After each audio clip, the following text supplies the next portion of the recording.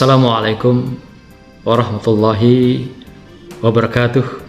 Jumpa lagi dengan Mutalatif Wisdom, channel yang smart dan wise. Saudaraku, dalam surah An-Nisa ayat 32, Allah menyatakan kepada kita semua bahwa wala tatamannau ma paddalallahu bihi ba'dakum ala ba'din lirrijali nasibum mimmaktasabu walin nisa'i nasibum mimmaktasabna. Dan janganlah kamu iri hati terhadap apa yang dikaruniakan Allah kepada sebagian kamu lebih banyak dari sebagian yang lainnya. Karena bagi orang laki-laki ada bagian daripada apa yang mereka usahakan secara lebih. Pun demikian juga bagi wanita pun ada bagian dari apa yang mereka usahakan menjadi sebagai kelebihan. Saudara, Allah mengingatkan kita di dalam surah An-Nisa ayat 32 ini agar kita jangan memiliki sebuah rasa, sebuah sikap, yaitu iri hati, hasad, dengki. Inilah kumpulan daripada ciri-ciri hati kita yang sakit, qalbun marid, di dalam kehidupan kita. Tentu saja qalbun marid dimiliki oleh sebagian orang yang di dalam kehidupannya di mana dia tidak mampu berkompetisi secara profesional, secara terbuka, secara fair, secara manusiawi dengan orang lain, sehingga orang lain yang memperoleh sebuah kesuksesan, prestasi, keunggulan, kegemilangan di dalam torehan prestasi, torehan kinerja, sehingga capaian-capaian itu membuat orang lain tidak siap melihat kenyataan yang ada, sementara dia tidak mampu mencapai, tidak mampu melebihi, tidak mampu mengungguli dari saudaranya yang jauh lebih berprestasi dan unggul dalam perjuangannya. Saudara, iri hati ini memang salah satu penyakit yang ada di dalam hati manusia, dan iri hati itu juga adalah merupakan sesuatu yang tidak dapat dipungkiri di dalam kehidupan kita, karena tidak setiap kita bisa sukses dan menunjukkan keberhasilan dalam perjuangan, dalam usaha, dalam sebuah kompetisi. Ada kalanya kita tidak masuk dalam bagian yang diperhitungkan.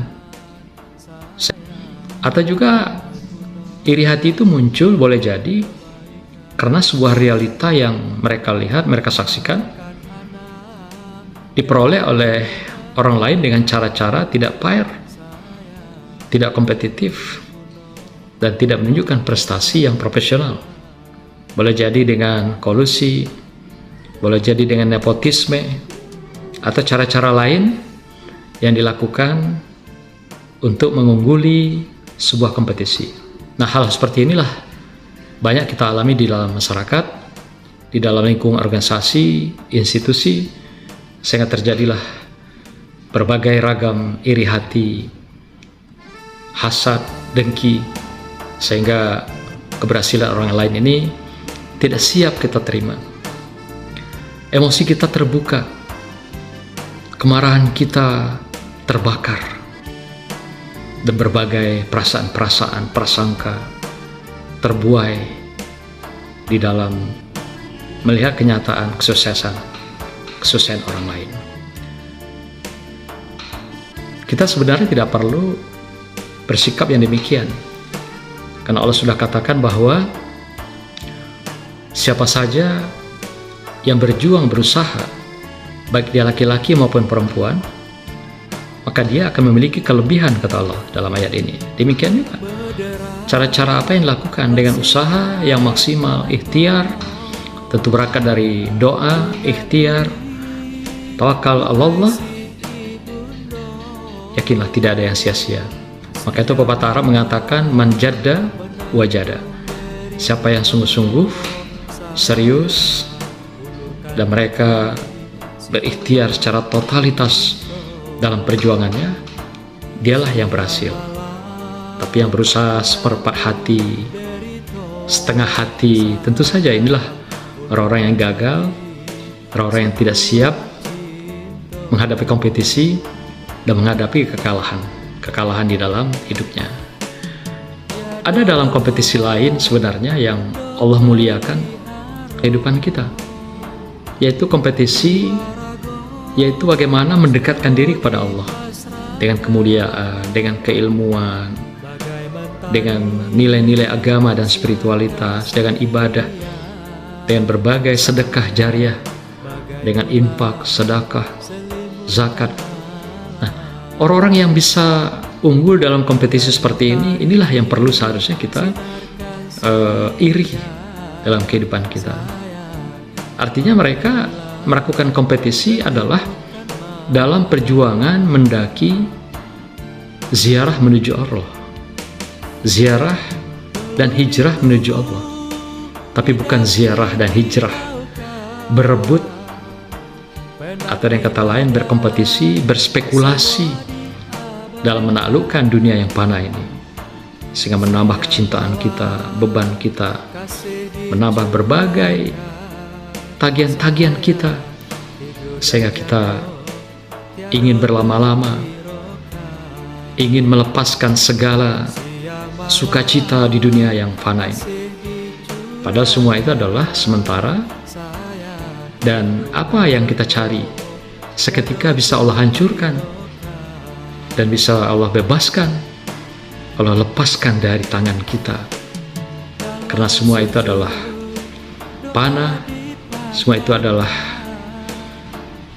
sementara, dan semua itu adalah kita tinggalkan dengan keturunan kita di dunia.